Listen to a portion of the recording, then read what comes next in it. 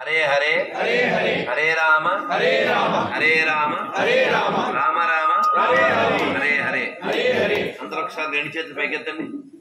నేను చెప్పాక మంత్రం చెప్పండి. రవి మళ్ళీ కట్ చేసి తీస్తున్నావుగా, don't continue that. Okay, this only may. Okay, Hare Krishna Hare Krishna. మీ అంతా టిఫిన్ చేశారుగా, నేను చేయలే అయినా వాయిస్ వస్తుందిగా.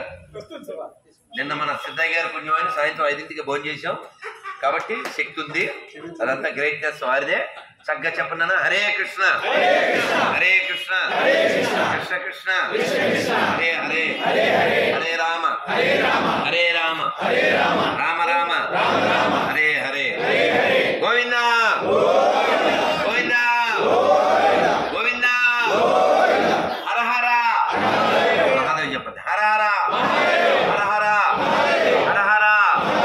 కాశీ విశ్వనాథ్ భగవాన్ కి, శ్రీ విశాలాక్షి మాయకి, శ్రీ మహాగణపతికి, శ్రీ సియావర రామచంద్రమూర్తి భగవాన్ కి, అయోధ్యాపతి రామచంద్రమూర్తి భగవాన్ కి, శ్రీ దశరథ మహారాజు కి, శ్రీ కౌశల్యామాయికి, శ్రీ లక్ష్మణ స్వామికి, పవన సుత వీర హనుమాన్ కి, పరమనేరు పావన భక్త బృందకి జై శ్రీరామ్ జై శ్రీరామ్ జై శ్రీరామ్ జై శ్రీరామ్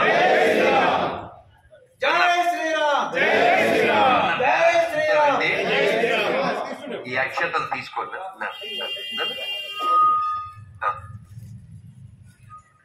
జై శ్రీరామ్ జై శ్రీరామ్ జై శ్రీరామ్ జై శ్రీరామ్ జై శ్రీరామ్ జై శ్రీరామ్ జై శ్రీరామ్ జై శ్రీరామ్ జై శ్రీరామ్ జై శ్రీరామ్ జై శ్రీరామ్ జై శ్రీరామ్. హరే కృష్ణ.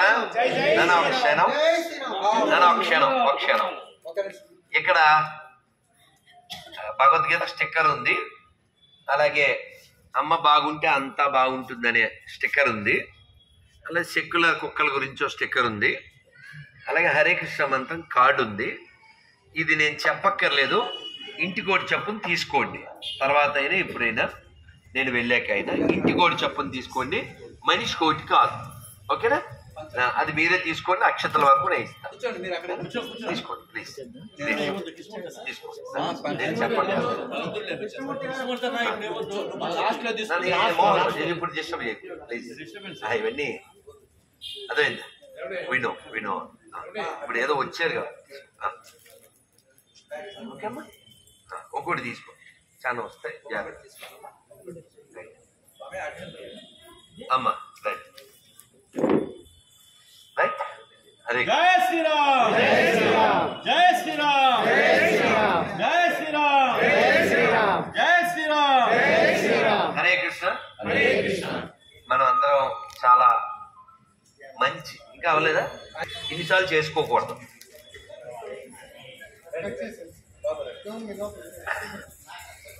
ఇలాంటి రికార్డ్ చేయాలి, ఓకే? Very important. ఎందుకంటే మన దేశ దరిద్రం ఏంటంటే మన మంచోళ్ళం. ఈ మంచితనం మన చాలా దరిద్రం మన దేశానికి. మన కొత్త మంచోళ్ళు అస్సలు వద్దు, పిల్ల బాబాయిలు అస్సలు వద్దు, పనిచేసేవాళ్ళు కావాలి. అలాగే బ్రెయిన్ ఖచ్చితంగా ఉండాలి. ఆ బ్రెయిన్ ఎలా ఉండాలి? షార్ప్గా పనిచేయాలి. ఎవరితోనో మంచోడు అనిపించుకోవడం కోసం సెక్యులరిజాన్ని ప్రమోట్ చేస్తూ ఉంటారు మన వాళ్ళు. అలాంటివి ఏం చేయకూడదు. మనం ఖచ్చితంగా మనలాగే ఉండాలి. A Muslim remain like Muslim always in any country or any place and any circumstance. ఇంకా రాపేస్తారా? నేను ఆపేనా? ఇంకెవరిని డిస్టర్బ్ చేస్తే నేను వెళ్తాను. నాకు ఈ భూమి మీద ఎవరితో పని లేదు, ఓపెన్ గా చెప్తున్నా. అందరు నిద్రపోతున్నారు కాబట్టి నేను మాట్లాడాల్సి వస్తుంది. చక్కగా జపం చేసుకోవాలి. నాలంటూ నాకేం పని చెప్పండి? సాధు అంటే మూల వృత్తిని జపం చేసుకోవాలి. ముని అంటే మౌన వృత్తిని అవలంబించిన వాడు. తెలుసా మీకు? మరి నేను ఎందుకు మాట్లాడాలి? నా జపం మానేసి, నా చదువు మానేసి, స్వాధ్యాయం తప ఉచ్యతే అన్నారు. తప్పక మాట్లాడడం. మన వాళ్ళల్లో జోకర్లు బ్రోకర్లు ఎక్కువైపోయారు. స్పీకర్ లేరు కదా, గట్టిగా చెప్పడు. నేను హిందువునని చెప్పడు, డ్రామా ఆడతాడు, తిరుమల క్యూ లైన్లో గోవింద చెప్పడు, కుల రాజకీయం చేస్తాడు. వనభోజనాలు ఉన్నాయా మనకాడ? ఏడున్నాయి? అన్ని కుల భోజనాలే. వనభోజనాలు అంట, మళ్ళీ అబద్ధాలు చెప్పరా? సిగ్గు లేకపోతే అన్ని కుల భోజనాలే. నువ్వు లేనివే, నువ్వు వేరు. ఎంతకి దిగజారేమంటే బాగుండదు చెప్పబోతే, కానీ చెప్పినా బాగుండదు, కడుపు చెంచుకుంటే కాళ్ళ మీద పడద్దని మనము ఒక్కొక్క మహాత్ముల్లో, ఒక్కొక్క గొప్ప వాళ్ళు,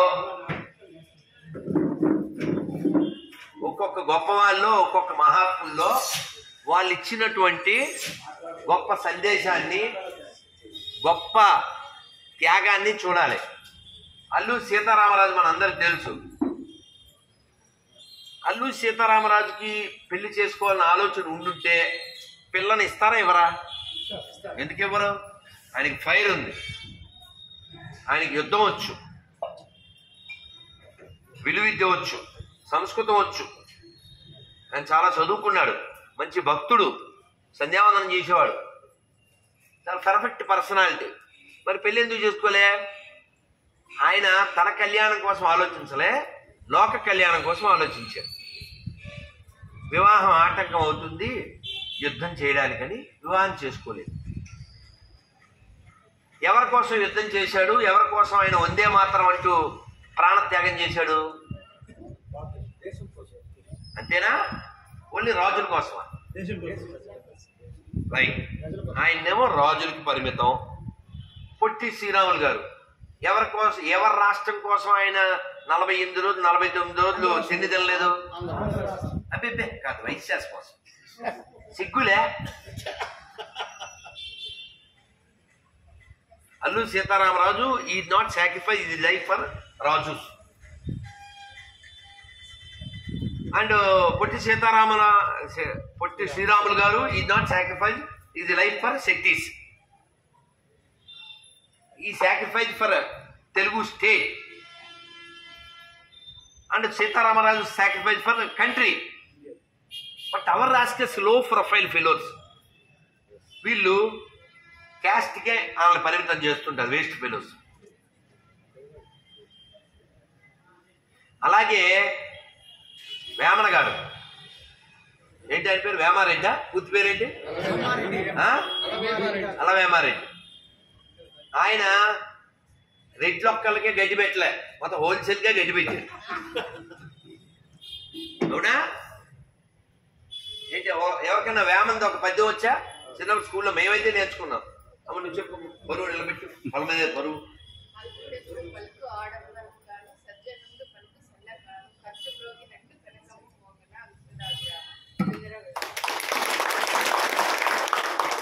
కాబట్టి ఒక ఉదాహరణ ఏమిటి మనకి? సంతోషం. ఏం పేరు మీ పేరు? ద్రాక్ష. సంతోషం. మనకి తెలుసు మన దేశం స్వతంత్రం రాకముందు, స్వతంత్రం వచ్చాక, స్వాతంత్రం వచ్చిన తర్వాత హిందువులు తగ్గిపోతూ ఉన్నారు. గమనించండి కావాలంటే.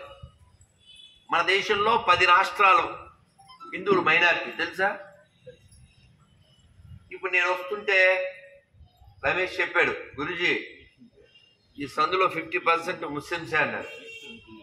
పెద్ద విషయం ఉంది? అదేం పెద్ద విషయం ఏం కాదే. వాళ్ళు కష్టపడుతుంటారు, వాళ్ళు సందులో కష్టపడతారు, మంచం మీద కష్టపడతారు. వాళ్ళకి ధనం కంటే ముఖ్యమైనది జనం. వాళ్ళకు ఒక గోల్ ఉంది. ఏంటి ఆ గోలు? ప్రపంచాన్ని మొత్తం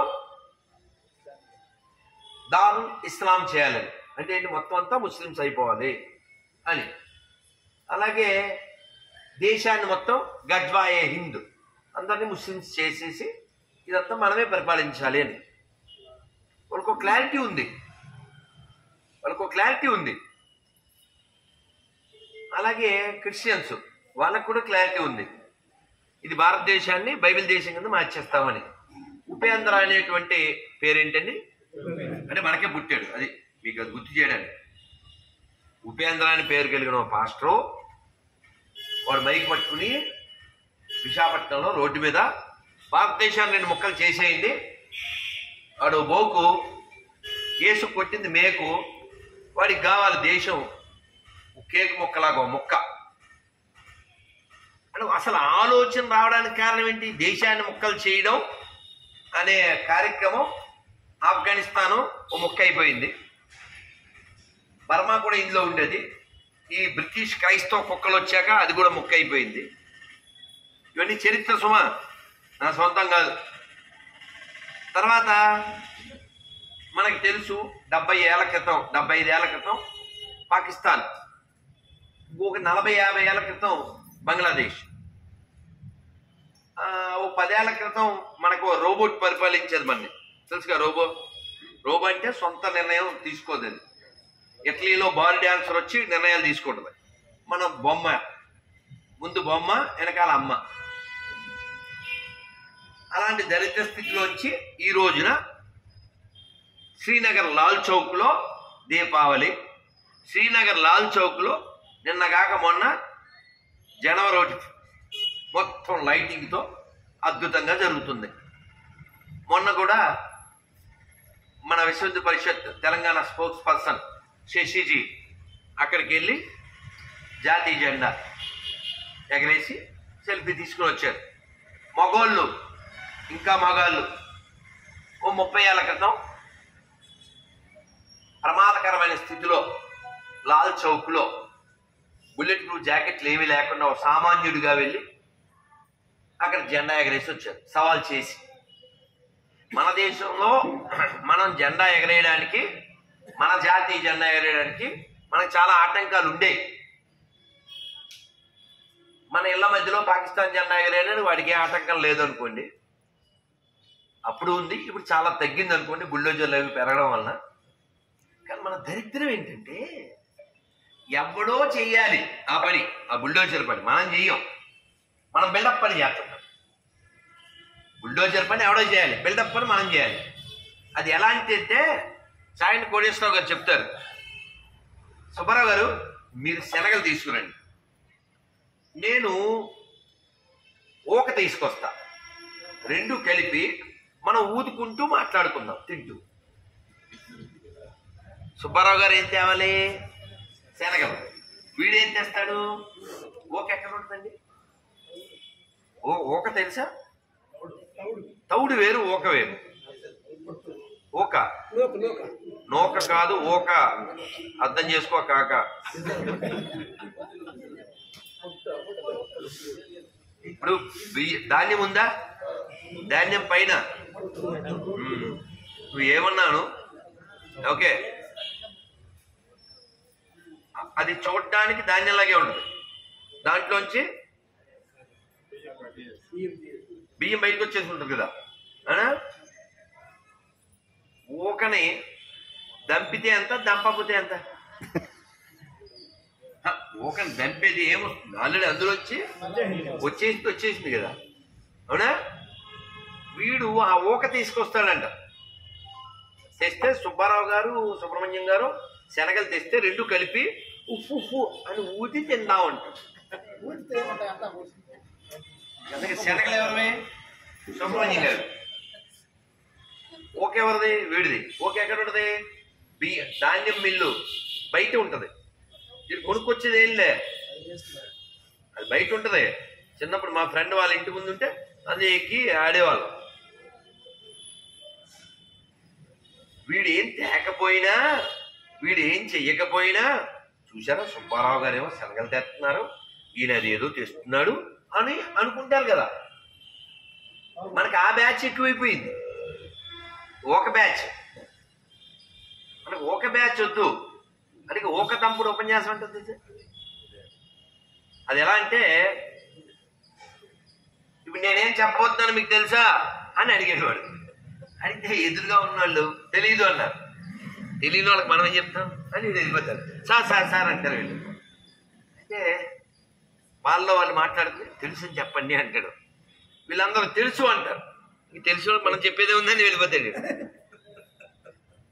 వీళ్ళు నిర్వాహకుడు, సార్ సార్ ఒక్క నిమిషం సార్ అని వీళ్ళకి ఎక్స్ప్లెయిన్ చేస్తారు. సగం తెలుసు అని చెప్పండి, సగం తెలియదు అని చెప్పండి అంటారు. నేను ఇప్పుడు ఏం చెప్పబోతున్నాను మీకు తెలుసా అంటాడు. వీళ్ళంతా తెలుసు అంటారు, వీళ్ళు తెలియదు అంటారు. మరీ మంచిది, తెలియని వాళ్ళకి తెలుసు అని చెప్పాను వెళ్ళిపోతాడు. ఈ ప్రాబ్లం ఎందుకు వచ్చింది చెప్పనా? వాడి దగ్గర సబ్జెక్ట్ లేదు, అది విషయం.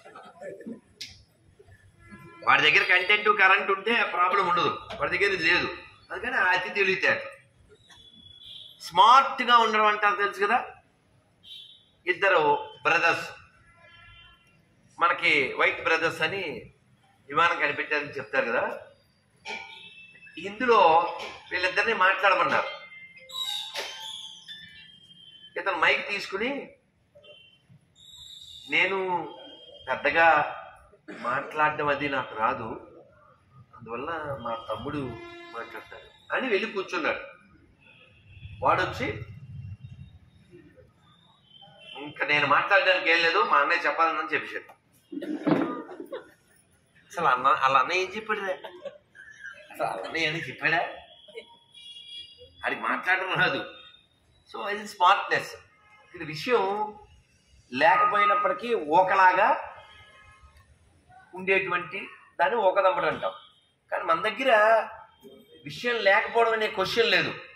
మీరు ఒక్క శ్లోకం తీసుకోండి భగవద్గీతలో, 1 year మాట్లాడతాను అన్నారు మా పెద్ద స్వామి వారు గురువు గారు. I can give lecture on 1 Bhagavad Gita Shloka 1 year అంటే అందులో అంత కంటెంట్ ఉంది. మీరు శుక్లాంబరదం వచ్చండి, 1 2 3 చెప్పండి.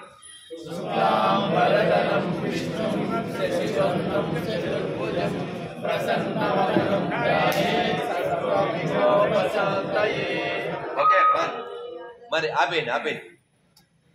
ఆపేసారా? మరి శుక్లాంబరదం చెప్పారు, బానే ఉంది. ఈ శ్లోకానికి అర్థం నాకు తెలుసు అన్న వాళ్ళు చేయొద్దండి. అదేంట్రా చాలా ఎక్స్పెక్ట్ చేశాను రవి. మా రవి బెటర్ వనపత్రుడు, నీకు ఒక్క చేయలేవలేదేంట్రా రమేష్?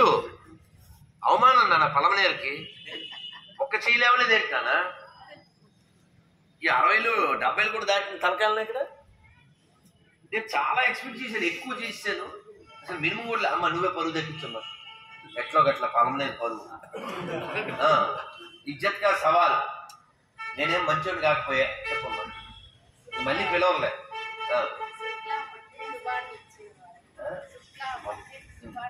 ఏదో ఒక రాయి వేయి తగులు, ఏదో బెటర్ దెన్ డ్యామ్. నువ్వు చెప్పమ్మా, నువ్వు అసలు తగ్గద్దు, నా సపోర్ట్ నీకే. చెప్పమ్మా.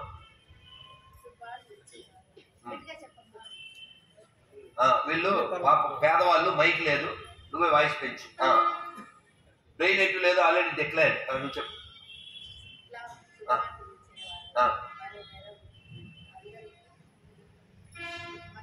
ఏ పర్లేదు, నేను దుర్మార్గుని, కూర్చోమ్మా, నేను చెప్తాను. అందరూ ఒకసారి జై శ్రీరామ్, జై శ్రీరామ్. సో ఇంతకాలం అయిపోయింది, వచ్చేసి దండం పెడేస్తున్నాం అంతే, అంతే కదా. శుక్లాంబరదం అర్థం తెలదు. మీరు ఒక్కరికి అనుకోకండి, చాలా మందికి తెలియదు. ఎందుకు తెలదు? మనం అసలు అర్థం పరమార్థం తెలవకుండా బతికేస్తున్నాం. సైలెంట్ తెలుసు, 365 రోజులు సైలెంట్. ఎందుకంటే ఈ సైలెంట్, నేను వైలెంట్. అర్థమైందా? ఇప్పుడు నేను రాత్రి నిన్న సాయంత్రం 5 ఆ టైం భోజనం చేసి 6ంటికి పడుకున్నాను. ఇంకా అసలు ఒంట్లో ఓపిక లేదు. ఇంకా అలా పడ్డవాడిని అర్ధరాత్రి 1 గంట నిద్రలేచాను. తెల్లవారు చూస్తే బోల్డ్ అండ్ మిస్డ్ కాల్. ఆ సైలెంట్ కాబట్టి నాకేం డిస్టర్బెన్స్ లేదు. తర్వాత నా మౌనం అయ్యాక, గుడికి వెళ్ళాక, భగవద్గీత చదువుకున్నాక, జపం చేసుకున్నాక, తర్వాత ఎప్పుడో మాట్లాడాను, కొన్నిటికి ఆన్సర్ ఇచ్చాను. మనం మెంటల్గా ఎలా ఉన్నామంటే, ఫోన్ వస్తే వెంటనే ఎత్తాలి, అదేదో గవర్నమెంట్ రూల్ లాగా. డిసెంబర్ 31 రాత్రి తాగాలి, అదేదో గవర్నమెంట్ రూల్ లాగా. అదే రూలా కాదు కదా. ఫోన్ అప్పుడే ఎత్తడం అనేది రూల్ కాదు. ఫర్ ఎగ్జాంపుల్, నేను అలాగే ఒకసారి ఉపన్యాసం చూస్తుంటే మనోడు ఓ చేత్తో వీడియో తీస్తూ ఓ చేత్తో అని మాట్లాడుతున్నాను. నేను చెప్పాను, గోపాలం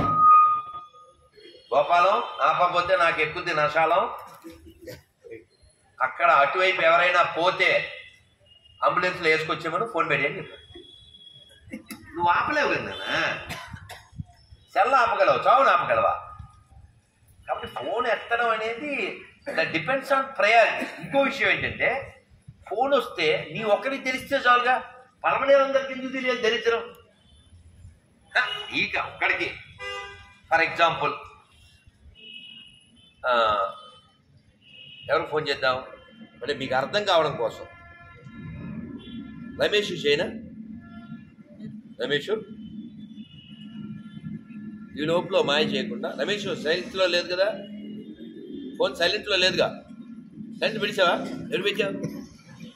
పొద్దు నుంచి. ఎందుకంటే జ్ఞానం ఉంది కాబట్టి. చూసారా, సౌండ్ రాదు. సౌండ్ వస్తే అతనికి వినపడితే సరిపోతుంది కదా. ఊళ్ళో వాళ్ళకి ఎందుకు వినపడాలంట? ఫోన్ వచ్చినట్టు తెలియాల్సింది ఎవరికే? నీ ఒక్కడికే, మొత్తం అందరికీ. అందరూ డిస్టర్బ్ అయిపోవాలా మన దెబ్బకి. అంటే నీకు ఫోన్ ఎలా వాడాలో తెలియదు, తలకాయ ఎలా వాడాలో అసలు తెలియదు, ఎందుకంటే లేదు కాబట్టి. ఇలా చాలా విషయాలు ఎందుకు తెలియవంటే మనం అసలు చెవులు ఇవ్వం. పెద్ద రోగం అది. ఇంత వయసు వచ్చి ఒకడికి 50, 60 వచ్చి కూడా ఎవరికి శుక్లాంబరదం అర్థం తెలియలేదంటే దాని అర్థం ఏంటి? ఎవరికి చెవులు లేవని. చెవులు లేవంటే ఏంటి? చెవులు వాడలేదు. ఎంత కొట్టుకుంటున్నారంటే 25 ఏళ్ళ నుంచి గొంతు చించుకుంటున్నారే. చాగంటి కోటేశ్వరరావు గారు, గరికపాటి గారు, సామవేదం షణ్ముఖ శర్మ గారు, అంతకుముందు మా చిన్నప్పుడైతే మళ్ళా చంద్రశేఖర శాస్త్రి గారు, ఉషశ్రీ గారు, వీళ్ళంతా గొంతుకించుకున్నప్పుడు వీళ్ళు కాకుండా హరికథకులు మునుకొట్ట సదాశివ శాస్త్రి గారు, పురాణం విజయలక్ష్మి గారు, ఇప్పుడు సింహాచల శాస్త్రి గారు, వీళ్ళంతా గొంతు చించుకున్న దానికి 10 పైసలు ప్రయోజనం లేకుండా ఒక్కడు చెయ్యత్తలేదా శుక్లాంబరధారానికి? జీరోస్. నువ్వు పొలం నిలబడతా? లే లే, ఇలా పొలం నిలబెట్టినాను ప్లీజ్. శుభం కలిగించి మళ్ళీ అదే పాట. అంటే చస్తావా? చచ్చినోడి పెళ్ళికి వచ్చిందే కట్టింది. నువ్వు మొదటి పాద. దైవం విష్ణు శశివర్ణం అంటే తెలుగు వర్ణం కలిగిన వాడు, చతుర్భుజం 4 భుజాలు కలిగిన వాడు, సర్వ విఘ్నోపశాంతి, అన్ని విఘ్నాలు తొలగించి ప్రశాంతి కలిగించి. థ్యాంక్ యూ నాన్న, థ్యాంక్ యూ. 35 మార్కులు. Thank you. ఎప్పుడైనా ఏదైనా తెలియాలంటే చెవులు బాగా ఇవ్వాలి, పరిశీలన బాగా చేయాలి. అంబరం అంటే తెలుసా? ఆకాశం. ఇంకోటి అర్థం ఏంటి? అంబారి అంటే ఏనుగు మీద ఉండే ఒక ఒక వస్తువు అది అంబారి. ఆహా, మగాడు. ఏం పేరు సార్ మీ పేరు? కృష్ణప్రసాద్ ఒకసారి చప్పట్లు కట్టండి. అంబరం అంటే వస్త్రం అని కూడా. అంబరీషుడు, అంబరీష్ మహారాజ్ పేరు వినలా? తెల్లని వస్త్రములు ధరించిన వాడు శుక్లాంబరధరం అంటే. మీరు శుక్లం శుభం కలిపారు, ఏదో ఒకటి రాయేశారు, పర్వాలేదు, గుడిలో వెళ్ళ కదా. శుక్లాంబరధరం. తర్వాత ఎవరు ఆ పేరు చెప్పారు? విష్ణు. తర్వాత శశివర్ణం. ఆయన రంగు ఏంటి? తర్వాత శశివర్ణం చతుర్భుజం, 4 భుజాలు. తర్వాత కూల్ మైండ్. నాలాగా చిరుగుర్లు ఆడకుండా కూల్గా ఉంటుంది. అని నాకు దాచుకునే లక్షణం లేదుగా, ఎవరిదాడికి ఇచ్చేదే. శశివర్ణం, చతుర్భుజం, ప్రసన్నవదనం, జాయే. తర్వాత నేను ఎవరిని ధ్యానిస్తున్నానంటే అదిగో ఎత్తన్నే పర్టిక్యులర్ పర్సనాలిటీ, ఈయన ఎలా ఉన్నాడో అటువంటి వాడిని నేను సేవిస్తున్నాను.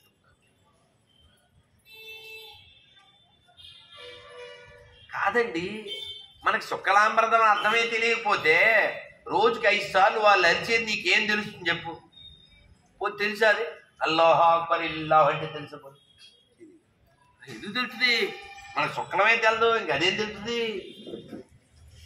బయ్యా బయ్యా అని గొయ్యిలో దూకడం తెలుసు. సలీము హలీం ఇస్తే సలాం కొట్టి గులాంలాగా మలం తిన్నాడు, తినడం తెలుసు. అంతేనా?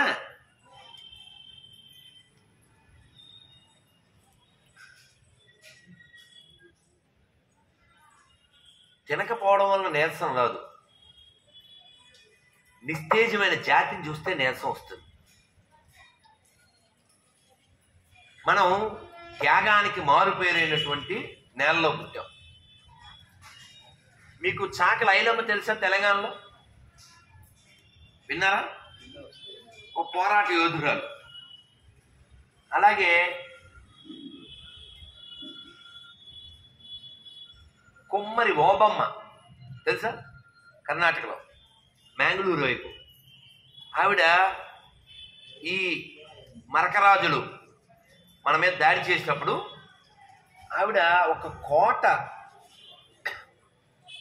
లోపల నుంచి వచ్చేటువంటి వాళ్ళని రోకలు ఉంటాయి కదా, రోకలతో కొట్టి 150 మందిని చెప్పి ఆ రోకల్ని ఏమంటారు కన్నడంలో? రోకలేనా? రోకలు ఓబమ్మ ఆవిడ. అలా ఇంకా ఝాన్సీ లక్ష్మీబాయి మీకు తెలుసు. మరి చెన్నమ్మ పేరు విన్నారా? ఈ జిల్లా పేరే చిత్తూరు. చెన్నమ్మ కిత్తూరు. ఇది చిత్తూరు, అది కిత్తూరు చెన్నమ్మ. ఇంకా మనకి తెలియని వాళ్ళు ఎంతమందో. రాణి దుర్గావతి పేరు విన్నారా? మన దాకా రాలేదు చాలా మంది చరిత్రలు, కాలగర్భంలో కలిసిపోయారు. వాళ్ళందరూ పేరు ఆశించి చనిపోలేదు, ఫైట్ చేయలేదు. మీడియాలు, సోషల్ మీడియాలు ఏమీ లేనప్పుడు వాళ్ళు యుద్ధం చేశారు, వాళ్ళ ప్రాణాలు త్యాగం చేశారు. ఖుదీరామ్ బోస్ 17 ఏళ్ల పిల్లోడు. ఆజాద్ చంద్రశేఖర్ 8 ఏళ్ల పిల్లోడు. పిర్రల మీద కొడుతుంటే బెత్తంతో వందే మాతరం అనద్దంటే కూడా కొట్టిన ప్రతి దెబ్బకి వందే వందే వందే. ఇప్పుడు మనం పరిపాలించుకుంటున్నటువంటి ఈ దేశంలో మన గుళ్ళో మనం కూర్చొని వందే మాత్రం అంటే పెద్ద గొప్ప ఏం కాదు. కానీ బ్రిటిష్ క్రైస్తవ కుక్కలు పరిపాలిస్తున్న కాలంలో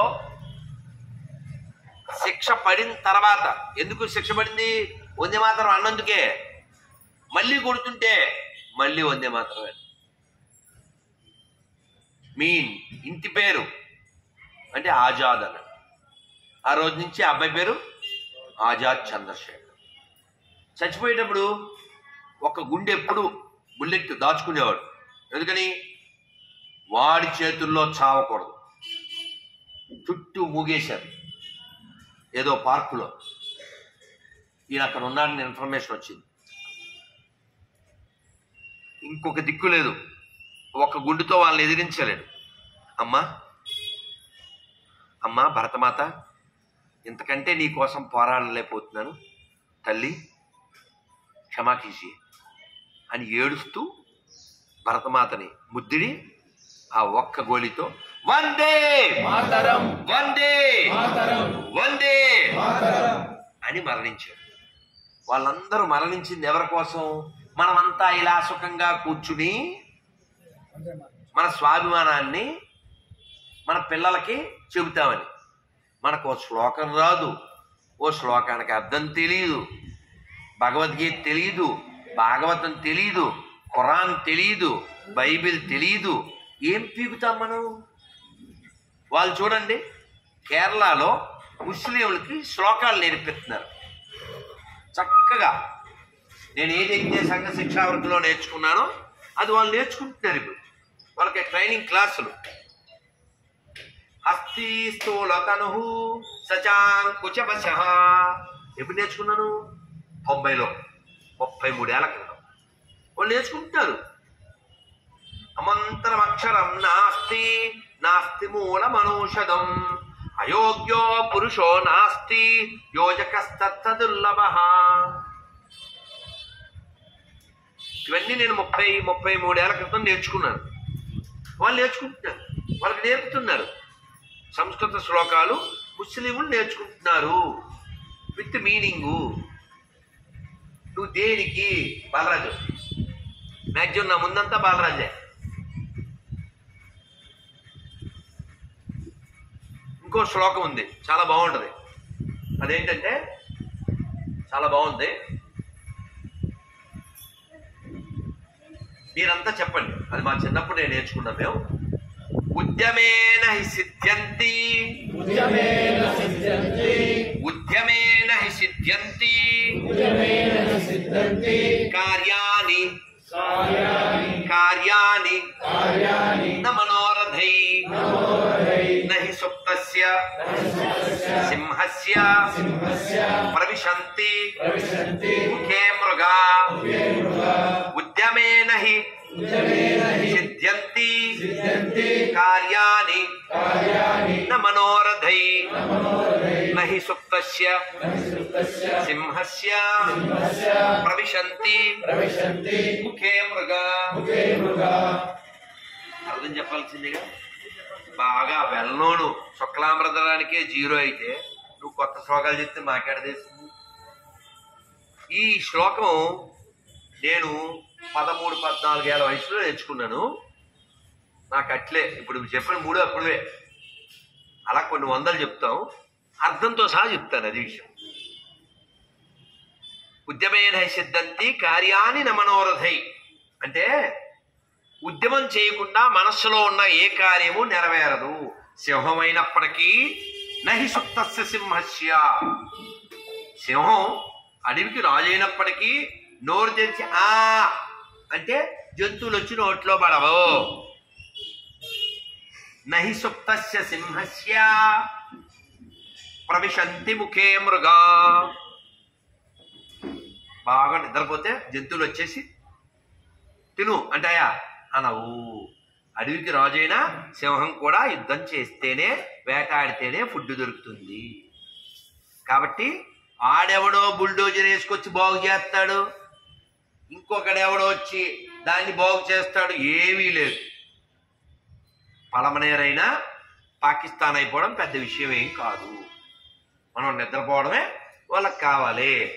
వాళ్ళు నిద్రపుచ్చే వాళ్ళలో ఎంతమంది ఉన్నారు, వాళ్ళ దగ్గర కొని తినే వాళ్ళందరూ నిద్రపోయిన వాళ్ళే. హలాల్ ప్రోడక్ట్ తినేవాడెవడు హిందువు కాదు. హలాల్ కాకుండా వాళ్ళు తింటారా? ఎందుకంటే వాళ్ళు ముస్లిమ్స్ కాబట్టి వాళ్ళు తినరు. నువ్వు బొందుగాడివి కదా, ఏడైనా తింటావు, నువ్వు అడుక్కుని మరీ తింటావు. ఓపెన్గా చెప్పాడు ఎవరు, చిన్నబామ్మది. సారీ అలాంటి తెలీదుగా. తెలంగాణ ఉపసభాపతి అలా తెలుసా, ఇలా కూడా తెలుసా. హిందువులకి 10 నిమిషాలు పోలీసులు తప్పుకుంటే 15 మినిట్ మే సబ్కో మై మార్ దేలుంగా. ఎవరన్నారు అలా? అక్బరుద్దీన్. చిన్నబామ్మది అంటే అక్బరుద్దీన్. మన రాజా సింగ్ కి చిన్నబామ్మది. అతను ఒక వీడియోలో మాట్లాడుతూ, మీకు తెలుసు కదా ఆగే రంజాన్ మే हमारा हलीम ज्यादा से ज्यादा कौन खाएंगे మన యాదవులే.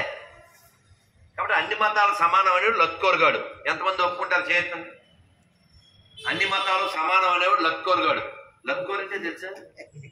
అందుకే చేయలేదు. నాకు తెలియదు కానీ అది మొత్తానికి పోరంబోకుతో సమానమైందని నేను అనుకుంటున్నాను. పోన్లే మనకు అర్థమయ్యే భాషలోనే చెప్పుకుందాం. అన్ని మతాలు సమానం అనేవాడు పోరంబోకు. ఎంతమంది ఒప్పుకుంటారు చేయొద్దని? అన్ని మతాలు సమానం అనేవాడు పోరంబోకు. నా వర్డ్స్ అర్థమైందా లేదా? ఇంకెలా చెప్పండి నాన్న రమేష్, నువ్వు చెప్తావు పని పల్మనేరు భాష.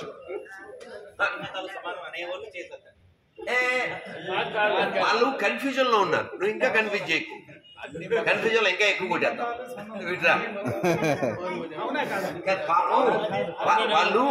వాళ్ళు చెడ్డోళ్ళు కాదు, వాళ్ళకి అర్థం కాలేదు. నా భావం వాళ్ళకి అర్థమైందో చెప్పు. అన్ని మతాలు సమానం అనేవాళ్ళు పోరంబోకు, పోరంబోకుని ఒప్పుకునే వాళ్ళు చేతులెత్తండి. ప్లీజ్ నేనేమన్నా చెప్పని వాళ్ళకి అర్థమయ్యేలా చెప్పు. వాళ్ళని మళ్ళీ నువ్వు బ్యాలెన్స్ చేయకు. నువ్వు కావాలంటే టైం తీసుకో. అన్ని మతాలు సమానం ఒప్పుకుంటారా లేదా? వాళ్ళు ఒప్పుకునే వాళ్ళు అన్ని మతాలు సమానం అనేవాళ్ళు పోరంబోకు. నీకు అర్థమైందా? వాళ్ళకి అర్థం కాలేదు. అలా అనేవాళ్ళు ఎవరైనా ఉంటే చేతులెత్తండి. నేను చెప్తాను. నేను చెప్పింది ఇప్పుడు పాప వాళ్ళు వినన్స్ అయిపోతారు. నా బాధ అది. ఒప్పుకునే వాళ్ళు ఎవరన్నా ఉన్నారా? ప్లీజ్ లవ్ యూ రా. ఇప్పుడు చెప్తున్నాను అమ్మాయి పలక పరువు నిలబడ్డా పుట్టాను. ఏం పేరు?